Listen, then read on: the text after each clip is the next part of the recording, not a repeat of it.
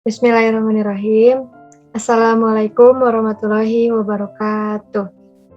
Insya Allah, kami di sini dari kelompok 5 matkul atau mata kuliah ilmu tauhid akan mempresentasikan sedikit banyaknya mengenai pembahasan tentang Sunni. Sebelumnya, saya izin memperkenalkan anggota kelompok 5, yakni terdiri dari Afifah Aini Rahma, lalu Alfiani Nurlaeli, dan juga Debbie Nurul Indah Purnamasari. Nah, next.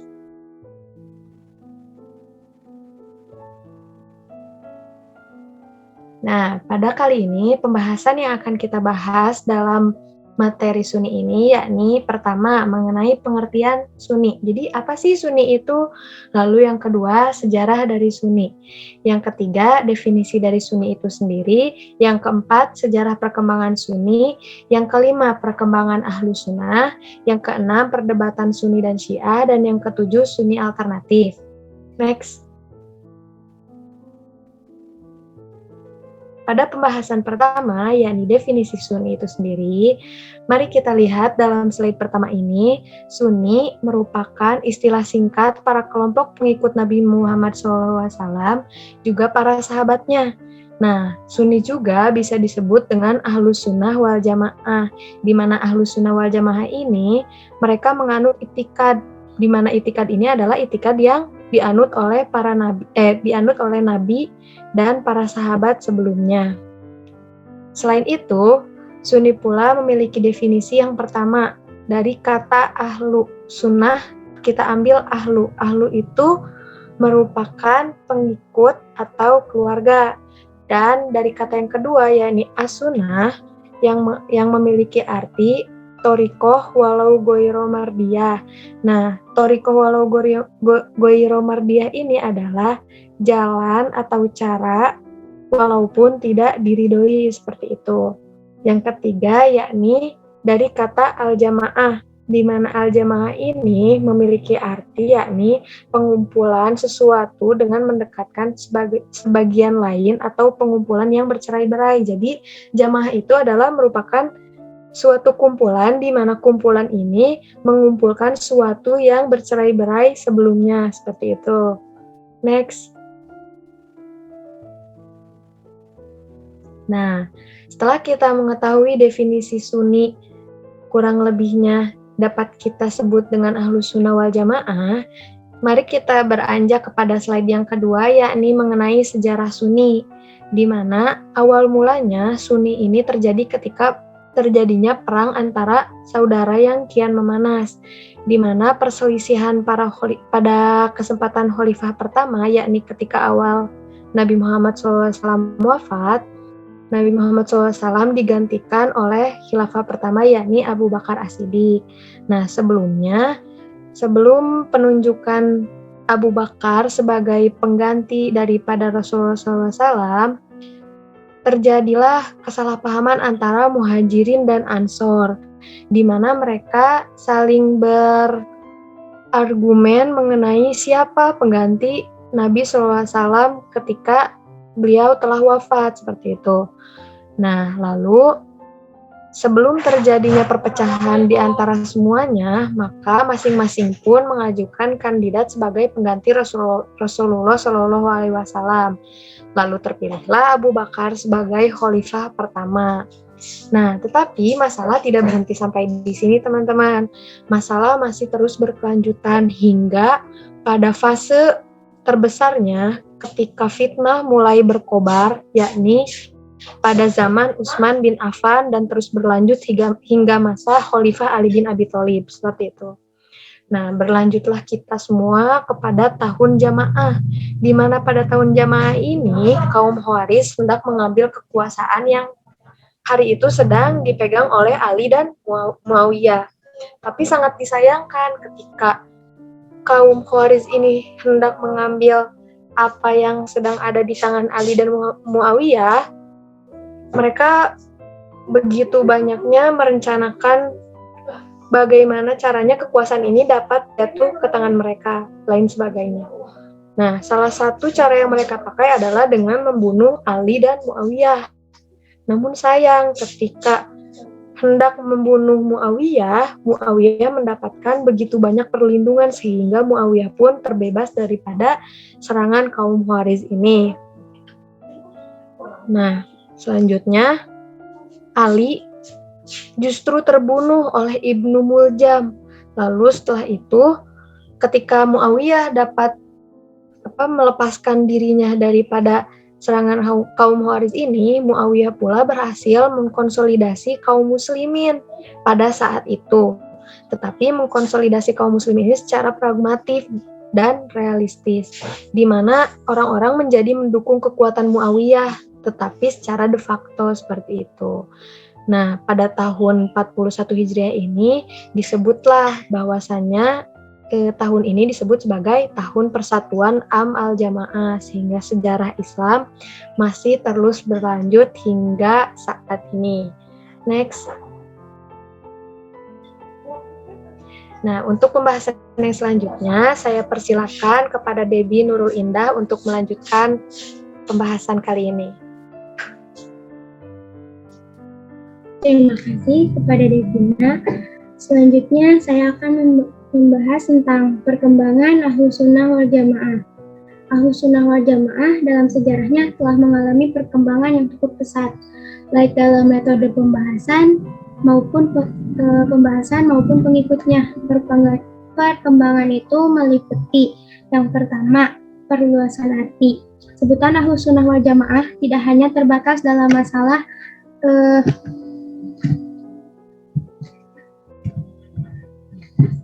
tidak hanya terlepas dalam pembahasan akidah saja, namun meluas dalam ilmu fikih, aliran tasawuf, dan praktik ilmu keislaman lainnya. Yang kedua yaitu perkembangan metode dan materi pelaksanaan. Pada mulanya, Imam Asy'ari menempatkan akal sebagai penguat saja, bukan sebagai hakim yang menentukan. Setelah wafatnya beliau, Ahlus Sunnah wal Jamaah mengalami perkembangan yang cepat baik dalam metode maupun materi pembahasannya. Imam Al-Ghazali sebagai penganut Ahlus Sunnah wal Jamaah juga mempunyai jasa yang besar dalam pembaruan metode dan materi pembahasan golongan ini. Karena jasanya, beliau dijuluki sebagai Hujjatul Islam, atau yang berarti sang hujjah atau sang pembela Islam. Metode Sunni dalam tauhid menggunakan dalil naqli, yaitu dalil yang bersumber pada Al-Quran dan As-Sunnah. Selanjutnya, menggunakan dalil akli yang berdasarkan dari akal pikiran yang sehat. Next. Ahlus Sunnah wal Jamaah lebih mendahulukan dalil naqli daripada dalil akli. Jika diibaratkan akal manusia adalah mata dan obor atau cahayanya adalah dalil naqli. Agar tidak tersesat, maka kita sangat memerlukan penerangan obor tersebut. Slide selanjutnya yaitu perdebatan Sunni dan Syiah. Mulanya, perdebatan Syiah Sunni tidaklah berkaitan dengan ajaran-ajaran pokok agama, namun hal ini semakin memburuk setelah wafatnya Rasulullah SAW. Kaum Syiah mempunyai keyakinan bahwa kaum Sunni adalah musuh baginya. Begitupun kaum Sunni yang menganggap Syiah sebagai musuhnya. Disebutkan oleh Al-Musawi dalam bukunya yang berjudul Isu-isu Penting Ikhtilaf Sunni Syiah. Kaum Syiah sukar menyatu dengan kaum Sunni karena beranggapan bahwa kaum Sunni mempunyai kebiasaan buruk, yakni mengkafirkan, menghina, mencerca, juga melakukan kebohongan kepada kaum Syiah. Sementara kaum Sunni beranggapan bahwa hal yang membuatnya sulit menyatu adalah kebencian kaum Syiah terhadap sahabat-sahabat radhiyallahu anhum. Materi selanjutnya akan disampaikan oleh Alfiani. Baik, terima kasih kepada Debbie. Baik, di sini saya Alfiani akan melanjutkan pembahasan teman-teman saya tadi. Di sini saya akan membahas tentang Sunni alternatif. Yang mana Sunni alternatif ialah suatu doktrin keagamaan yang mengatasnamakan Sunni, padahal menggunakan jalan yang berbeda. Selanjutnya,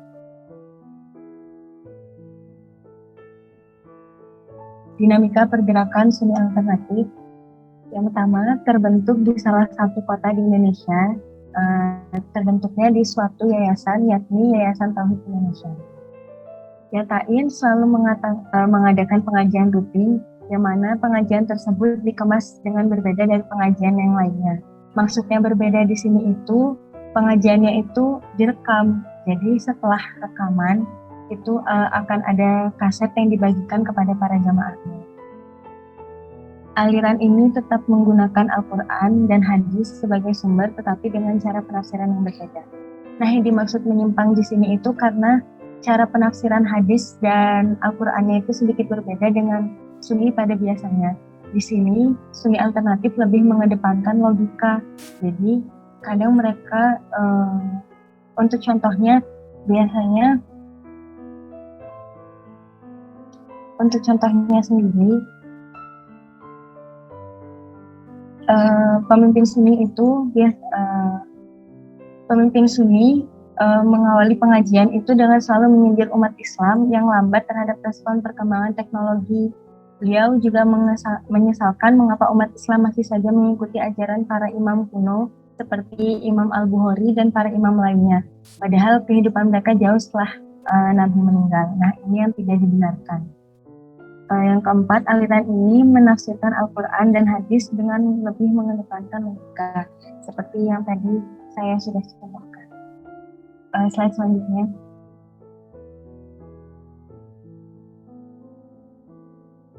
Tanda-tanda aliran sesat. Di sini Ahmad Sarwat dalam rubiknya sempat membahas tanda-tanda aliran sesat, yakni yang pertama takfir. Takfir di sini ialah mengkafirkan orang yang tidak mau berbaiat pada imam aliran tersebut. Yang kedua, tidak mau sholat apabila imamnya bukan dari kalangan mereka. Yang ketiga, memurtadkan taklid kepada imam atau amir. Yang keempat, infak wajib. Yang mana infak wajib ini biasanya aliran yang menyimpang itu melakukan pengumpulan dana-dana yang dikemas dengan berbagai doktrin. Jadi untuk jamaah yang taat pasti tidak segan untuk memberikan uang itu. Slide selanjutnya. Yang kelima, tidak berani berdakwah secara terbuka. Mereka takut nantinya akan terjebak dengan para ulama Islam yang lain. Jadi di sini mereka tidak berani untuk berdakwah secara terbuka karena takutnya nanti para ulama Islam yang lain akan menjelek-jelekkan. Jadi maksudnya itu karena alirannya itu beda, jadi takutnya ulama Islam yang lain berusaha untuk mengusir aliran tersebut. Slide selanjutnya. Baik, slide selanjutnya akan dibahas oleh teman kami, Afifah Aini, silahkan. Baik, terima kasih Alfiani atas kesempatannya. Ya, di sini saya akan melanjutkan ya. Jadi apakah yang tadi udah Alfiani jelasin nih, yang aliran tadi yang Yatain itu ya, dinamainnya. Apakah aliran ini termasuk aliran sesat gitu ya? Ini ada beberapa pernyataan terkait aliran Sunni alternatif yang tadi. Yang pertama, pemimpin aliran Sunni alternatif tidak pernah mengkafirkan jamaahnya yang tidak mau berbaiat kepadanya. Terus yang kedua, jamaah Sunni alternatif tetap melaksanakan sholat meskipun imamnya bukan dari kalangan mereka. Yang ketiga, pemimpin Sunni alternatif tidak pernah mengklaim dirinya adalah orang yang paling baik. Terus yang terakhir, tidak ada infak wajib dan ajarannya terbuka atau didakwahkan secara terbuka. Jadi pernyataan ini apa ya, kayak ibarat itu menolak ini tuduhan-tuduhan yang tadi dibilang sesat gitu. Nah, lantas bagaimana nih sikap kita terhadap aliran ini? Karena apa ya? Kita kan nggak boleh itu ya, sebagai umat Islam gitu ya, sebagai pengikut Rasulullah, ibaratnya nggak boleh terlalu fanatik dengan golongan kita, atau nggak boleh juga merendahin atau membeda-bedakan golongan yang beda dengan kita gitu ya. Makanya udah kita ngambil jalan tengahnya aja gitu. Yang pertama itu kita tidak menjelek-jelekan, bahkan berusaha menghentikan aktivitas para jamaah aliran tersebut gitu. Kalau misalnya dianya nggak ngajak-ngajak kita atau nggak apa, ya udah biarin aja gitu. Terus yang kedua, tidak senantiasa terpengaruh terhadap ajaran baru. Kita harus lebih teliti dan juga cermat. Jikalau memang ada kesalahan, kita bisa mengingatkannya dengan cara yang baik. Jadi kayak ibaratnya kita tetap pegang prinsip kita gitu ya. Nggak usah terpengaruh sama mereka, dan kalaupun emang terdapat ada beberapa kesalahan yang lumayan fatal gitu ya dari mereka, ya kita sebagai Islam Muslim kan emang wajib gitu untuk mengingatkan, tapi mengingatkannya juga dengan cara yang baik, nggak asal-asalan gitu. Nah, mungkin tadi itu materi terakhir ya dari kelompok kita. Langsung aja di sini ada kesimpulan. Nah, jadi teman-teman, kesimpulan dari kelompok kita ya, kelompok 5 yang pertama, bahwa Sunni adalah suatu golongan kaum muslimin yang mengaku sebagai pengikut Nabi SAW serta menerima para sahabat dan setiap perbuatannya yang masih berdasarkan pada Al-Quran maupun hadis ya, sumber hukum Islam pertama dan kedua. Terus yang keduanya, golongan Sunni terbentuk karena adanya perpecahan di antara umat Islam yang diakibatkan oleh fitnah atas kematian Utsman bin Affan ya, khalifah ketiga. Terus poin nomor 3, pada tahun 41 Hijriah itu dikenang sebagai tahun persatuan atau Am al-Jamaah. Terus poin keempat, sistem al-Jamaah mulai menonjol pada abad kedua Hijriah setelah munculnya aliran Mu'tazilah pada zaman kekhalifahan Abdul Malik bin Marwan dan Hisham bin Abdul Malik. Nah, ini Mu'tazilah nih sering ya Pak Sofyan juga udah bilang ke kita gitu ya di materi-materi sebelumnya. Jadi si kaum ini tuh yang salah satunya itu menolak hadis-hadis Rasul gitu dan lebih mengedepankan akal dibanding hadis tadi gitu. Terus poin kelima, setelah Imam Asy'ari keluar dari golongan Mu'tazilah, ia pun fokus memperjuangkan Ahlus Sunnah al-Jamaah. Poin keenam, perkembangan Ahlus Sunnah al-Jamaah itu meliputi perluasan arti dan perkembangan metode dan materi pelaksanaan yang tadi udah dijelasin sama teman kita Debbie. Terus poin ketujuh, perdebatan antara Sunni dan Syiah terjadi setelah Rasulullah wafat. Terus poin selanjutnya yang 8, Syiah mempercayai bahwa Sunni memiliki banyak kebiasaan buruk, sedangkan Sunni tidak menyukai Syiah karena Syiah tidak menyukai para sahabat Nabi. Mungkin lebih tepatnya ini ya, golongan Syiah itu kan lebih ke Ali gitu ya, jadi kayak untuk 3 sahabat lain tuh kayak kurang disukai gitu. Terus yang ke-9, Sunni alternatif ialah suatu doktrin keagamaan yang mengatasnamakan Sunni. Nah, yang tadi dijelasin sama Alfiani terkait Sunni alternatif. Terus poin ke-10, Sunni alternatif didirikan di sebuah yayasan Tauhid Indonesia yang mana ajarannya lebih mengedepankan logika dalam menafsirkan Al-Quran dan hadis. Poin selanjutnya, jika dilihat dari tanda-tanda aliran sesat yang dipaparkan oleh Ahmad Sarwat, Sunni alternatif tidaklah termasuk dalam aliran sesat, tetapi tetap saja alirannya harus dibubarkan. Terus yang ke-12, kita sebagai umat Islam yang baik nggak boleh ngejelek-jelekin bahkan mengganggu aliran tersebut. Justru sebaliknya, jika ada kesalahan, hendaklah kita perbaiki dengan cara yang baik-baik. Mungkin itu aja kesimpulan dari kelompok kami. Selanjutnya saya serahkan kembali kepada Ibu Moderator kita, kepada Nana, saya persilahkan. Nah, terima kasih kepada teman-teman yang telah menjelaskan materi pada pembahasan kali ini dengan begitu baiknya. Nah, untuk terakhir, mohon maaf bila banyak kesalahan dalam pemaparan materi karena kami pun masih dalam proses belajar. Jika ada kesalahan datang murni dari diri kami pribadi dan kebenaran datang murni dari Allah Subhanahu wa taala. Thanks for your listening and watching. Jadilah mahasiswa, jangan fokus pada kuliah saja. Jangan fokus untuk mengejar IPK saja, karena sesungguhnya proses itu lebih bermakna daripada hasil. Jadi, nikmatin prosesnya ya. Semangat!